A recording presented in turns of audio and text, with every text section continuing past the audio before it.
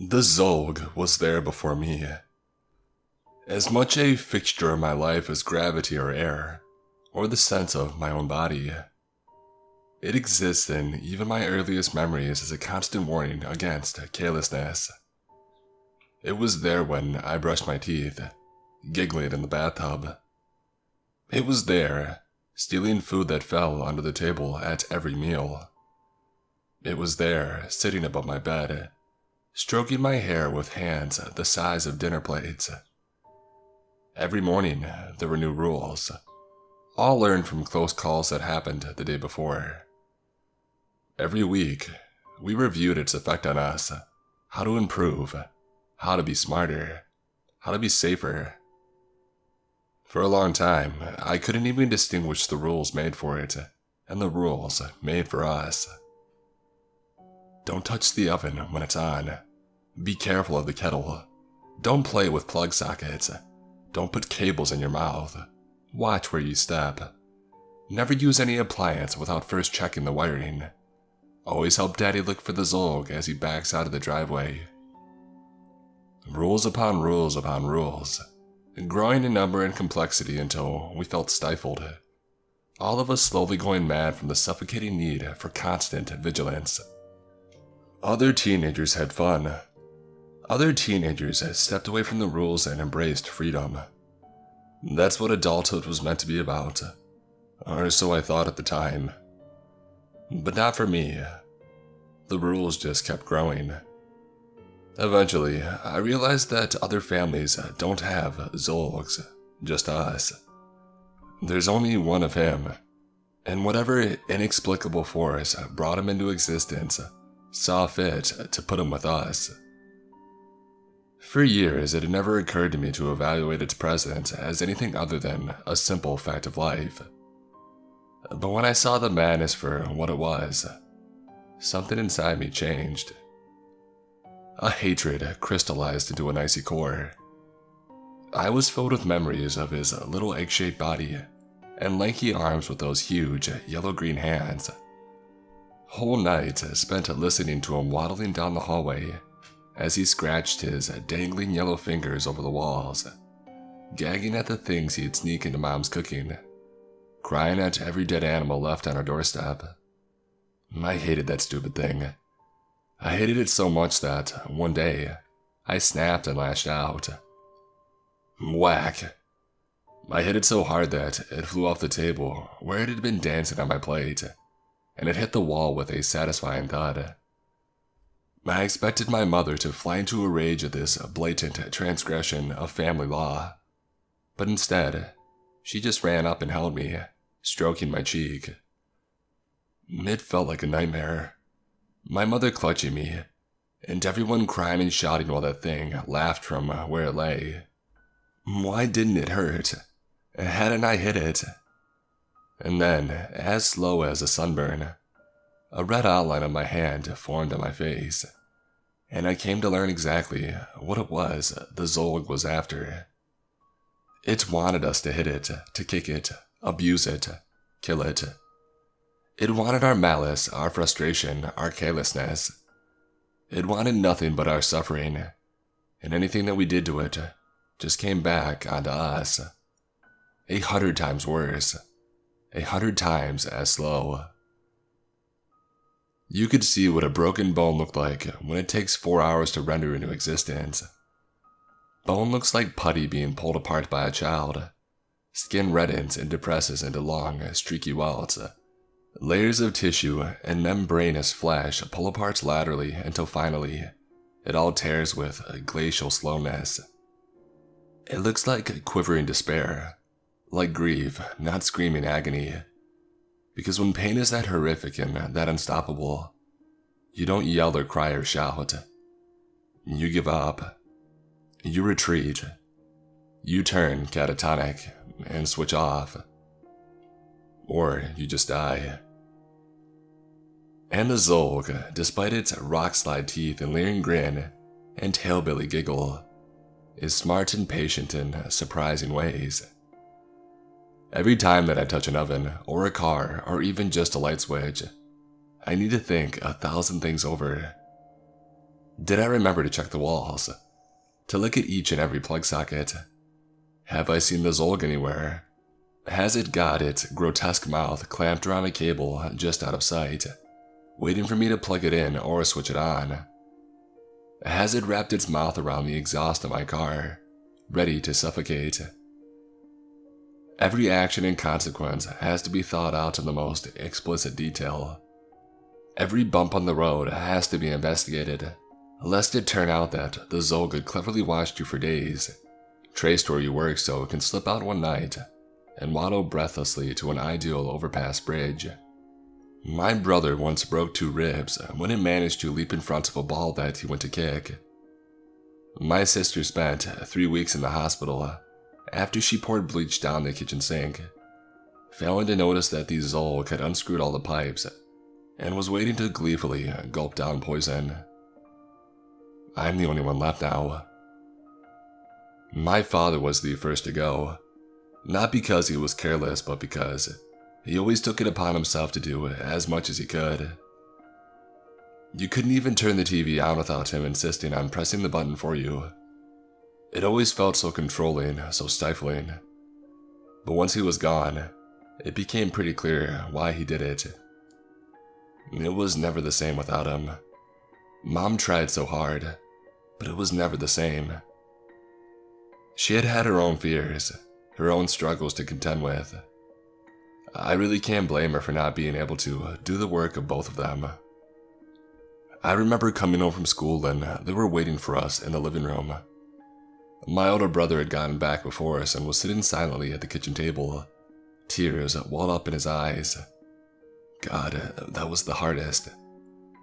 Dad looked, well, he almost looked relieved.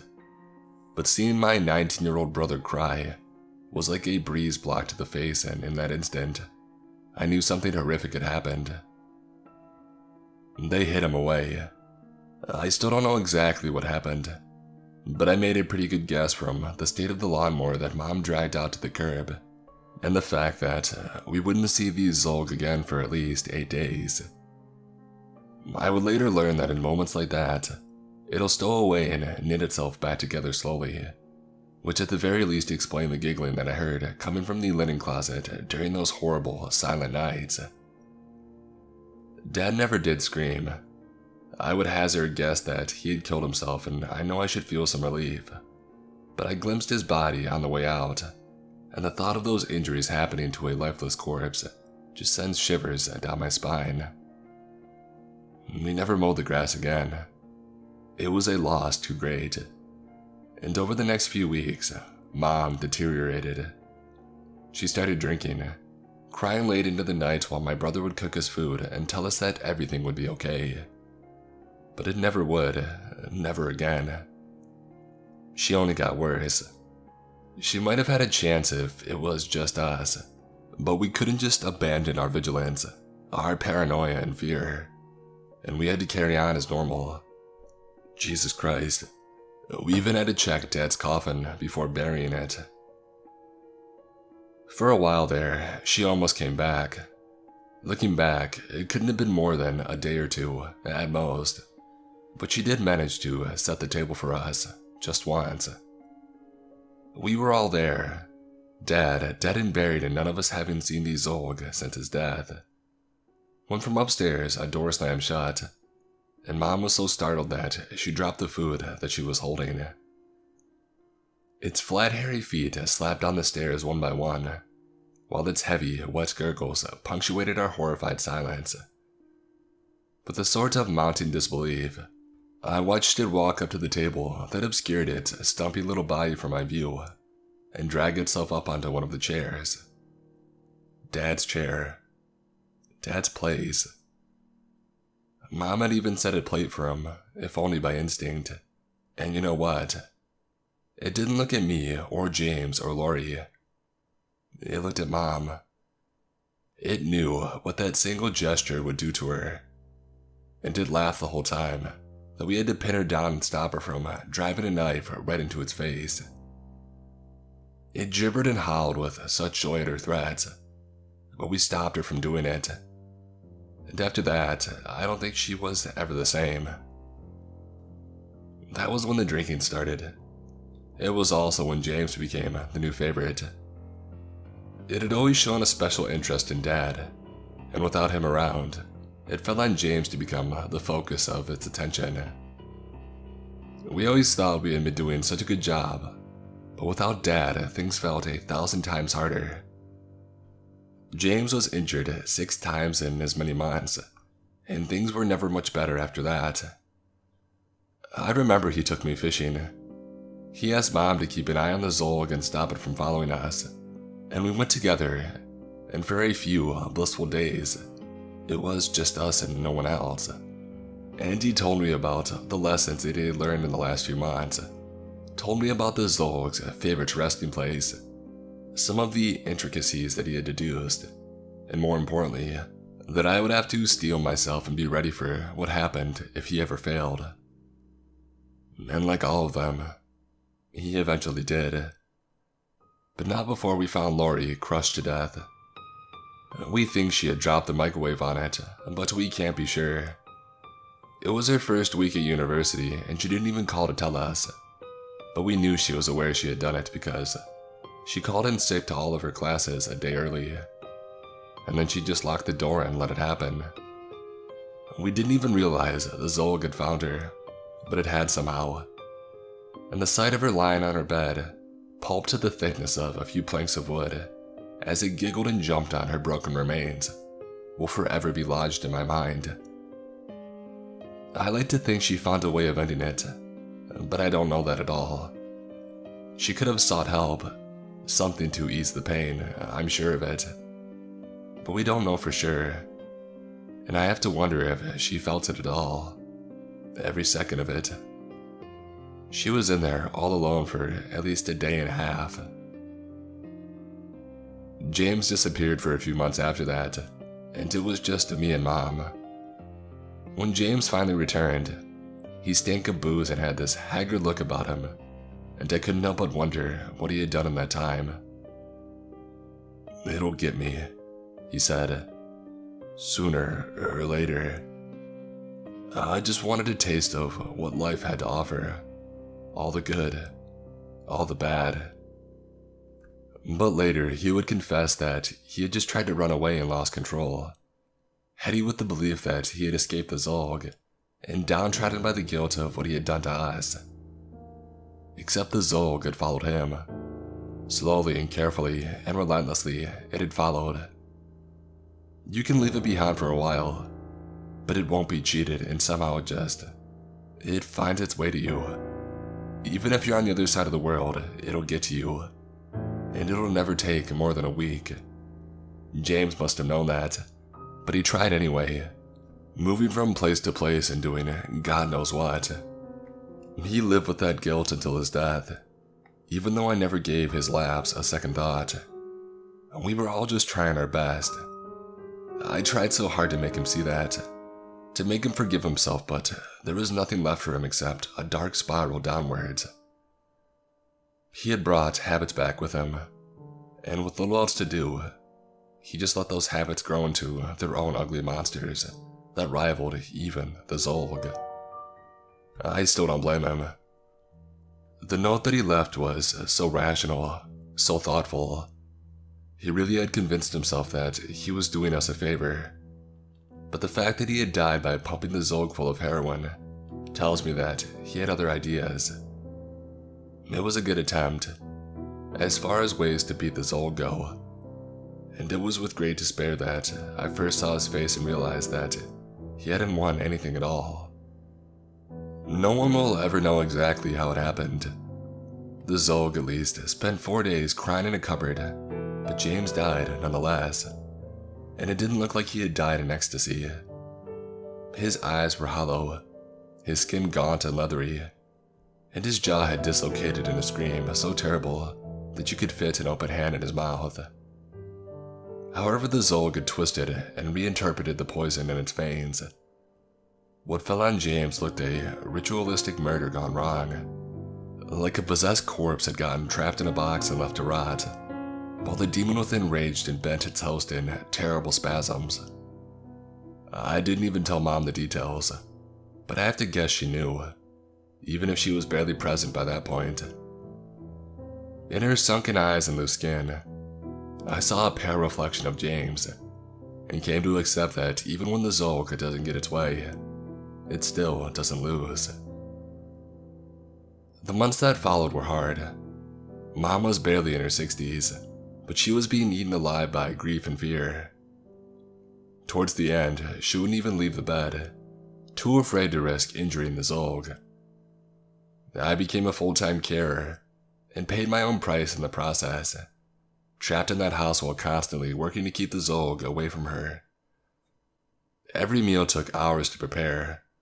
Every moment of relaxation brought crashing down by either Mom or that thing. It became brazen after Mom went catatonic. It started throwing things at me, playing with the idea of open attack as it smashed plates or slapped my phone out of my hand. I ignored it for the most part, relegating it to the back of my mind while the stress ate away at me like a cancer. There simply was no other choice, or at least so I thought. I used to sit and watch it stare at Mom. Sometimes it would venture to try and push my buttons using her as a prop, but I simply ignored it until it finally gave in and just savored her slow and agonizing death. It marveled at her bed sores, laughed when I cleaned her, and chuckled with joy as her hair fell out. And somewhere along the line, I decided that it wasn't right for it to get so much pleasure. All of us were suffering, while it was having the time of its life. If it was within my power to stop it from having that little bit of joy, to deny it that happiness, then it only seemed right that I do so. But what did that mean? I think I knew the very first day I realized how happy her pain made it. I just didn't want to face up to the fact, so I pretended otherwise. But some things can't be buried. They linger in the back of your head like a guilty pleasure. And no matter how much you tell yourself that you won't do it, that it's a line too far to be crossed, deep down, you always appreciate that you can cross it. If you need to. If you want to. When did I first want to? I would say with complete honesty that it was when I had to carry her to a bath, and I stubbed my toe on the bedpost. They say you should fear the man who delays reaching out to taking something they want. But I didn't wait very long at all after that moment. I was quiet, calm, effortless. No conflict or worry was worn on my face. I merely took a deep breath, took her to the bathroom, and drowned her. My mother didn't feel anything, but the Zolk sure did. For the first time in its life, it directly attacked me, scuttling down the hall to come skidding around the bathroom door, and then leap at me with fist flailing. But that fat, hairy little egg didn't have it in it to stop me, and it yelled and cried and wept and clawed at my exposed legs, as I bent down and I drowned my mother in the tub. It practically tore my calves to shreds, but I didn't care, not one bit. And oh, how the irony rolled in because, right before my eyes, its own legs began to bleed and welt, and the panic in its eyes betrayed the subtle inversion of rules that we had never figured out. Until then. When it was over, I didn't know what scratches were from her, trying to escape and which were from it, and I slumped at the side and laughed at the absurdity of it all. The little bastard was hunched over and vomiting, a greasy mixture of hair and bile, and its wretched, jaundiced eyes wept tears of pus, and I just kept laughing at it, just like it had always laughed at me. I even imitated it, holding my hands over my stomach and fake sobbing just like it did to us at Dad's funeral. And then I wheezed with joyous giggles when it ran out of the room cursing me in its weird language. Whatever force binds it, that kind of murder messes with it in unpleasant ways. And with that leverage, nothing was ever quite the same for it. It spent weeks weeping in the attic, but I found it and dragged it out into the light, and watched it wither and struggle. I'm quite sure that it would have died if I would have followed it up with another kill, and then another. But there's only me left, and I could do nothing except savor the quiet victory of causing it such a longing despair. It's still stuck around, of course. If anything, it's more determined than ever, but I don't think that it'll get me. It's also growing older. God knows what their lifespan is. I've found maybe 2 written references to them in my entire life, so it's not like I can just check Wikipedia for an update.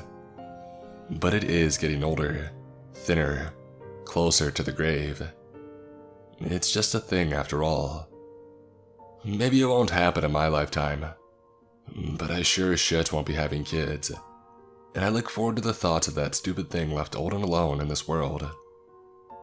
It'll probably spend its remaining days dancing on our graves, but joke's on it because we would be free, and it would still be down on Earth playing its stupid game against players who have all left the table. Unless, of course, it just goes and finds another family. In which case, well, now you know how to kill it.